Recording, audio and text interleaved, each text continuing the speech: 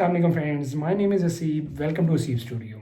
आज का हमारा टॉपिक इंटरनेट है, जो कि अपनी एक पहचान और अहमियत रखता है, जो कि हर इंसान को आइडिया है उसके बारे में। आज जनवरी 1 1997 में ये इंटरकनेक्टेड नेटवर्क के नाम से लॉन्च किया जाता है ऑफिशियल हर बंदे के लिए। ये जो कि आज हम इसको इंटरनेट कहते हैं।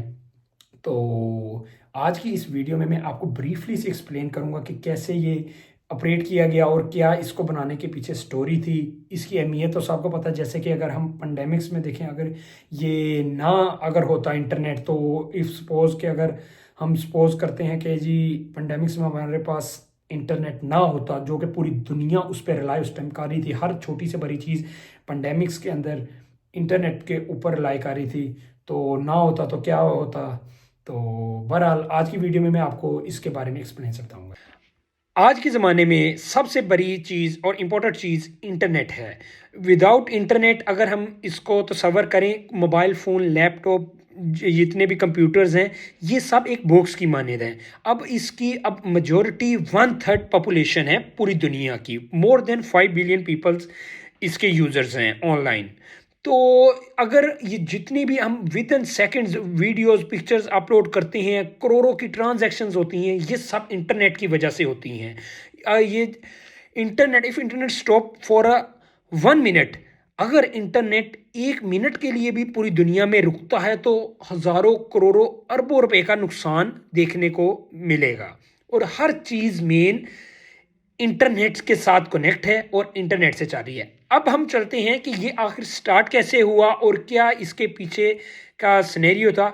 1957 में जब सोवियत यूनियन ने अपना फर्स्ट मैन मेड सैटेलाइट को लॉन्च किया, तो ये सोवियत यूनियन का बहुत बड़ा सक्सेस था, जिसकी वजह से यूएस काफ़ी परेशान हो गया और वहाँ पर आहिस्ता आहिस्ता कोल्ड वार शुरू हो गई। उस वक्त प्रेसिडेंट थे 1958 में यूएस के डी वेड डी।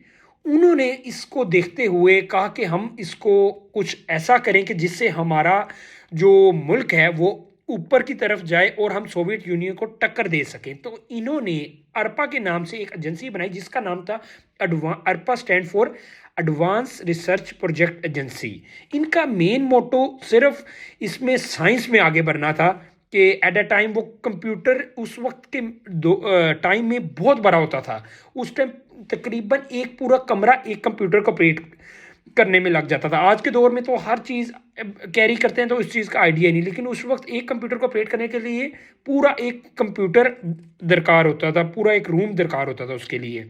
तो अरपा ने डिसाइड किया उस वक्त कि हम कोई ऐसी चीज़ बनाए जो मल्टीपल कंप्यूटर्स को कनेक्ट करे और वो एक ही यानी कि उससे कनेक्ट हो जाए। जैसा कि कोई मैसेज या कोई मेल वगैरह हम सेंड करते हैं तो हम एक से दूसरे में डायरेक्ट, जैसे हम व्हाट्सएप पे कोई मैसेज करते हैं इन सिंपल वर्ड्स, तो वो डायरेक्ट हमारा मैसेज चला जाता है, कोई मेल कर रहे हैं डायरेक्ट चला जाता है। लेकिन अगर हम उससे पहले देखते थे तो उसमें वायर्स वगैरह कनेक्ट होती थी। एक कंप्यूटर को दूसरे कंप्यूटर से कनेक्ट करने के लिए 9 ऑलमोस्ट वायर्स चाहिए होती थी, तो ये काफ़ी कॉम्प्लिकेटेड था उस वक्त के दौर में। तो उन्होंने कहा कि हम इस तरह का कोई चीज़ करें कि जो आसानी हो जाए और जो कोई बेहतर से हम बेहतर और आगे की तरफ हम जाएं। तो उन्होंने उसमें एक वायरलेस भी था उसमें, जैसे कि आज अब यूज़ होता है राउटर होता है, वो उससे ही सिग्नल होते हैं। तो इन्होंने इसकी में इनका इंटरेस्ट बहुत ज़्यादा था, तो इन्होंने बेबियन टेक्नोलॉजी का सहारा लिया उस वक्त और डिफरेंट ऑपरेटिंग सिस्टम को उन्होंने सिंगल नेटवर्क में कनेक्ट किया जाए। उनके जहन में सिर्फ ये बात थी, तो इन्होंने इसको नेम दिया आरपेनेट, जो कि कनेक्टेड नेटवर्क था। ये सबसे पहला कनेक्टेड उन्होंने आहिस्ता से बना लिया आरपेनेट के नाम से। ये सबसे पहला वाहिद नेटवर्क था जिसने टीसीपी और आईपी प्रोटोकॉल को इंप्लीमेंट किया गया, जिसकी वजह से ये अरपा की ही वजह से इस पे कारामद हुआ गया। और इससे फिर आहिस्ता आहिस्ता 1973 में जैसे वक्त गुजरता गया तो इंजीनियर्स ने सोचा कि हम इसको पैकेट रेडियो को कनेक्ट किया जाए। पैकेट रेडियो से मुराद ये है कि पैकेट रेडियो ट्रांसमीटर्स और रिसीवर्स का यूज़ किया जाता है दो कंप्यूटर्स को आपस में कनेक्ट करने के लिए, जैसे मैसेज मेल की मैंने पीछे बात की है। तो इसमें इन्होंने फ़ोन लाइन की ज़रूरत इसमें नहीं होती, तो इसमें उन्होंने फिर पैकेट रेडियो का यूज़ करते हुए इसको वायरलेस टोटली कर दिया गया और इसी के 1 साल के बाद इन दोनों नेटवर्क को सैटेलाइट यानी कि सैटेलाइट जो हमारी है, उससे कनेक्ट किया, जो कि काफ़ी इम्पोर्टेंट था। जिसकी वजह से आज मल्टीपल जो नेटवर्क हमें देखने को मिलते हैं, बआसानी एक दूसरे से, ये उस ही की वजह से हुआ। तो जिसका फिर नाम इंटरनेटवर्किंग है हुआ और इन शॉर्ट फॉर्म जो कि हम आज इंटरनेट बुलाते हैं। ये थी इसकी 1989 में टिम बेर्नर्स-ली ने एक नेविगेशन सिस्टम लॉन्च किया, जो कि हम कोई भी वेबसाइट देखते हैं तो उससे पहले आता है www.facebook.com, यूट्यूब पे है तो www.youtube.com। तो www का मतलब ये होता है वर्ल्ड वाइड वेब, इसकी फुल फॉर्म ये है।